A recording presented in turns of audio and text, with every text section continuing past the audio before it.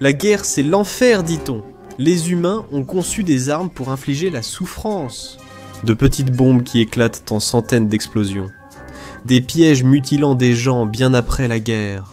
Même des machines pouvant détruire le monde. Finalement, le monde a dû dire stop. Certaines armes étaient trop cruelles, destructrices et dangereuses pour être gardées. Dans l'épisode d'aujourd'hui de The Infographics Show, nous allons découvrir les armes si dévastatrices qu'elles ont été interdites. Les humains essaient de mettre des règles à la guerre depuis que la première pierre a été lancée. Mais l'histoire montre qu'elles n'ont généralement été respectées que jusqu'à ce que quelqu'un trouve commode de les ignorer. Pour la plupart du temps, la guerre n'avait aucune limite. Les armées utilisaient tous les outils brutaux dont elles disposaient. Du feu et du poison aux armes de siège qui affamirent des villes entières. Gagner comptait plus que les règles. Après l'ère industrielle, la guerre devenant très destructrice, les nations ont commencé à fixer des limites. Les conventions de la Haye et de Genève ont voulu instaurer un ordre en fixant des règles pour protéger les civils et limiter les pires méthodes de guerre. Finalement, les nations ont tracé une ligne entre les carnages acceptables et inacceptables. Les règles modernes de la guerre reposent sur 4 principes. Les armes doivent distinguer les soldats des civils. Elles ne doivent pas continuer à tuer longtemps après la fin des combats. Elles ne peuvent pas infliger de souffrances inutiles, et elles doivent rester contrôlables une fois déployées. C'est raisonnable, mais beaucoup d'armes violent ces principes, comme les munitions à fragmentation. Si vous n'en avez jamais entendu parler, imaginez une piñata mortelle larguée d'un avion qui explose en plein vol. Elle largue des centaines de sous-munitions sur une zone grande comme plusieurs terrains de football. C'est une bombe à fragmentation. Chaque petite sous-munition est conçue pour tuer tout ce qui se trouve dans un rayon d'environ 15 mètres. Cela signifie qu'une seule munition à fragmentation peut transformer n'importe quel endroit dans une zone de 6000 m² en un endroit très dangereux où se trouver. Le concept a débuté avec la bombe papillon Sprengbomb Dick-Van-Dyck, 2 de l'Allemagne durant la Seconde Guerre mondiale. Peinte d'un jaune trompeusement vif, elle s'ouvrait en plein air et descendait lentement vers le sol, elle déployait comme des jouets. À l'intérieur, elle renfermait assez d'explosifs pour mutiler, pas tuer. Les blessés demandèrent plus de ressources que les morts. Et le plus troublant, c'est qu'elles étaient délibérément rendues attrayantes pour les enfants curieux, après les bombardements. Même selon les critères nazis, c'est tordu. Mais les véritables bombes à sous-munitions n'ont fait leur apparition qu'à la guerre froide, lorsque les 2 superpuissances ont commencé à en stocker des millions. Le Vietnam est devenu un terrain d'essai. Lors de l'opération Rolling Thunder, les États-Unis ont largué plus de munitions qu'en Seconde Guerre mondiale. C'est alors que le monde a découvert la vérité sur les munitions à sous-munitions, des armes mortelles qui tuent encore. De 10 à 40% des sous-munitions à fragmentation n'explosent pas à l'impact et restent inertes. Plus de 50 ans après la guerre, un tiers du Laos reste contaminé par des munitions non explosées. Les agriculteurs craignent de labourer leurs champs. Des enfants ont été tués en ramassant ce qu'ils pensaient être des balles de tennis ou des jouets, sans se rendre compte qu'ils tenaient des explosifs actifs. Les histoires d'horreur sont devenues si terribles qu'il a fallu que quelqu'un agisse.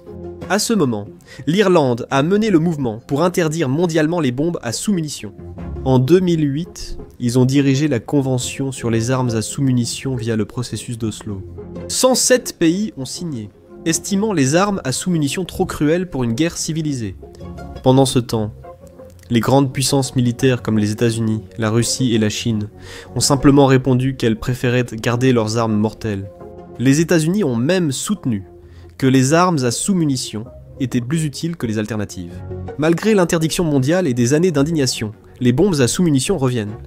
Aujourd'hui, elles jalonnent les champs de bataille ukrainiens, utilisés par la Russie, et plus controversés, livrés par les États-Unis aux forces ukrainiennes. Cela a créé un dilemme moral où l'Ukraine dit avoir besoin de ces armes pour survivre. Des groupes humanitaires avertissent que les enfants ukrainiens découvriront des sous-munitions non explosées pendant des décennies. Que dire des autres armes interdites? Les mines terrestres sont les cousines enfouies des sous-munitions. Ces armes survivent aux guerres, restant silencieuses des décennies avant d'être déclenchées par un pas inattentif. Voici ce qui a fait des mines terrestres l'arme défensive parfaite, du moins d'un point de vue militaire froidement pragmatique. Elles coûtent aussi peu que 3 $ à fabriquer, mais jusqu'à 1000 $ à retirer en toute sécurité. Elles se déploient vite, sans entretien, et causent d'importants problèmes logistiques et psychologiques. Des régions entières sont interdites car on craint la présence de mines. Le Cambodge est l'exemple emblématique de cette horreur. Entre les factions en conflit, Khmers rouges, forces vietnamiennes et troupes gouvernementales, 4 à 6 millions de mines auraient été posées dans tout le pays. L'Afghanistan suit de près avec 40 ans de pause ininterrompue de mines par soviétiques, moudjahidines, talibans et forces de la coalition. Ces pays illustrent ce qui arrive quand la guerre devient une chasse au trésor mortel. Le coût humain est stupéfiant et déchirant. Des milliers de personnes sont tuées ou blessées par des mines terrestres chaque année, la grande majorité d'entre elles étant des civils. C'est la plus cruelle ironie. Des armes tuent encore longtemps après la guerre. Le débat éthique sur les mines terrestres a changé quand la princesse Diana a traversé un champ de mines déminé en Angola en 1997, équipée d'un gilet pare-balles et d'une visière. Cette image d'une femme célèbre traversant un paysage d'armes invisibles a captivé l'attention mondiale comme aucune autre. Soudainement, tout le monde a compris qu'il s'agissait d'une véritable crise humanitaire. La véritable architecte du changement était Jody Williams, enseignante du Vermont devenue militante. Elle a dirigé la campagne mondiale pour interdire les mines antipersonnelles, regroupant plus de 1000 organisations non gouvernementales dans 60 pays.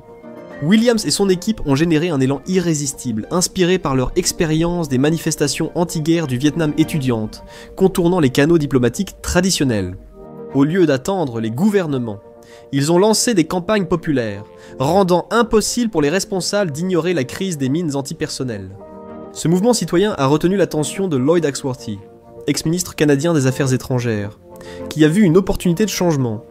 Le traité d'Ottawa de 1997 résulte d'un partenariat entre la société civile et des gouvernements progressistes, excluant volontairement les grandes puissances militaires.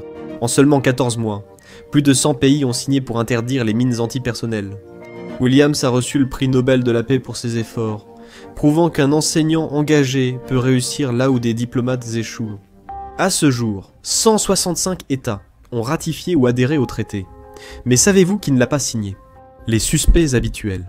États-Unis, Russie, Inde, Israël, Chine.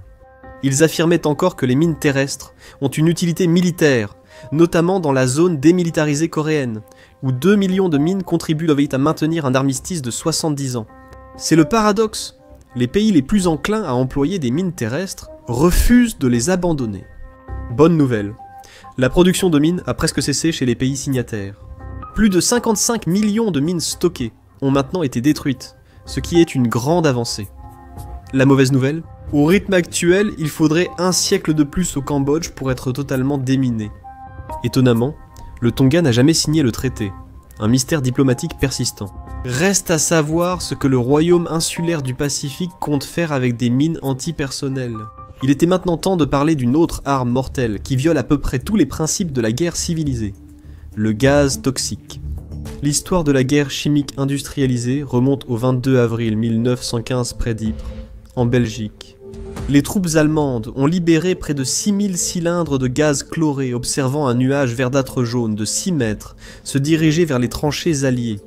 Pendant ce temps, les mitrailleurs allemands ont ouvert le feu pour maintenir les soldats alliés cloués dans leurs tranchées, sales mais efficaces.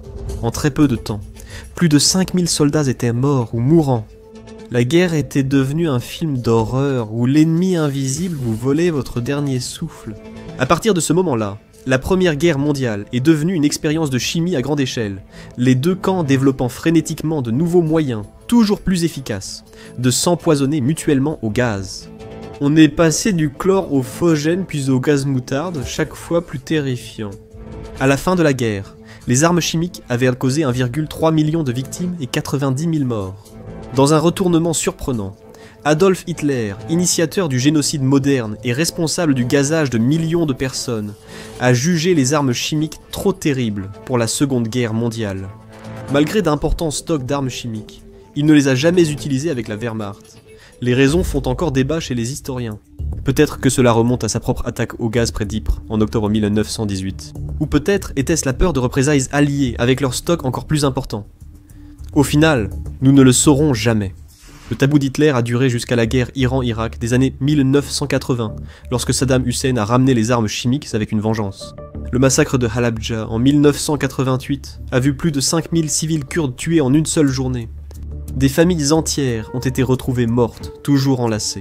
En 1995, la secte japonaise Aum Shinrikyo a mené une attaque chimique dans le métro de Tokyo à l'heure de pointe. Ils ont diffusé du gaz sarin sur 3 lignes de métro, montrant que les armes chimiques étaient devenues des outils terroristes. Cela reste l'incident terroriste le plus meurtrier au Japon, selon les normes modernes, faisant 14 morts, 50 blessés, et causant une perte temporaire de la vue à des milliers d'autres personnes. Récemment, les forces syriennes ont utilisé des barils de chlore contre des civils, et la Russie a employé des agents Novichok pour des assassinats diplomatiques au Royaume-Uni. Les armes chimiques sont passées des champs de bataille aux attaques terroristes et assassinats commandités par des États. Étonnamment, la réponse internationale a en fait plutôt bien fonctionné. La Convention sur les armes chimiques de 1993 a été signée par 197 pays, sauf l'Égypte, la Corée du Nord et le Soudan du Sud. L'Organisation pour l'interdiction des armes chimiques a supervisé la destruction vérifiée de plus de 98% des stocks déclarés, y compris la destruction spectaculaire en mer des armes chimiques syriennes à bord d'un navire de la marine américaine. C'est l'un des rares traités de contrôle des armements qui a fonctionné, sans doute car personne ne voulait admettre posséder des armes chimiques. Quand votre arme favorite est liée aux pires histoires de la Première Guerre mondiale et à des dictateurs génocidaires, cela nuit à votre réputation internationale. Les armes chimiques sont jugées lâches, mais qu'en est-il des armes les plus meurtrières, les armes nucléaires? L'ère nucléaire débute avec Robert Oppenheimer, assistant au premier essai atomique et citant aussitôt un texte hindou sur devenir la mort. 3 semaines plus tard, 2 villes japonaises ont compris l'effet de 16 000 tonnes de trinitrotoluène en un éclair. Le monde possédait soudain une arme pouvant anéantir la civilisation, et la réaction fut d'en fabriquer 70 000 autres. La logique de la guerre froide était follement brillante. La stratégie, appelée destruction mutuelle assurée ou destruction mutuelle assurée. L'idée est simple, tentez de nous tuer et nous éliminerons tout le monde, y compris nous-mêmes, 100 fois. Le plus effrayant, c'est que nous avons presque détruit le monde par inadvertance. Pendant la crise des missiles de Cuba, le commandant soviétique Vassili Arkhipov a refusé d'approuver le lancement d'une torpille nucléaire, évitant ainsi une guerre nucléaire mondiale. En 1983, Stanislav Petrov a sauvé l'humanité, en jugeant que les alertes de missiles américains étaient sans doute des erreurs informatiques. Nous avons survécu à la guerre froide, grâce à l'instinct de certains officiers russes, face aux défaillances technologiques et feintes diplomatiques. Pendant ce temps, le club nucléaire exclusif continuait de s'agrandir. Malgré tous les efforts pour le garder restreint, l'Inde et le Pakistan, 2 voisins avec une histoire de rancune sérieuse, ont tous deux obtenu l'arme nucléaire, créant ainsi la fête de quartier la plus dangereuse du monde. La Corée du Nord est passée de la famine à l'arme nucléaire en 20 ans. Nous avons réduit les stocks mondiaux de 70 000 à 13 000 ogives, ce qui paraît impressionnant jusqu'à ce qu'on réalise que cela suffit encore à détruire la planète plusieurs fois. En 2017, les pays non nucléaires ont décidé d'interdire totalement les armes nucléaires. Toutes les puissances nucléaires ont boycotté les négociations. Qu'en avons-nous retenu? Eh bien, d'abord, que le droit international, c'est comme créer des règles de maison pour un jeu, où la moitié des joueurs ne sont pas d'accord pour les suivre du tout. Frustrant pour les signataires du traité, il n'y a ni police, ni prison internationale. La souveraineté signifie que n'importe quel pays peut simplement renverser la table et partir quand il le souhaite. Pourtant, d'une manière ou d'une autre, ces interdictions fonctionnent souvent malgré tout. 98% des armes chimiques sont détruites. La production de mines antipersonnelles stoppée chez les signataires, et même les pays réticents s'y conforment pour éviter d'être des parias.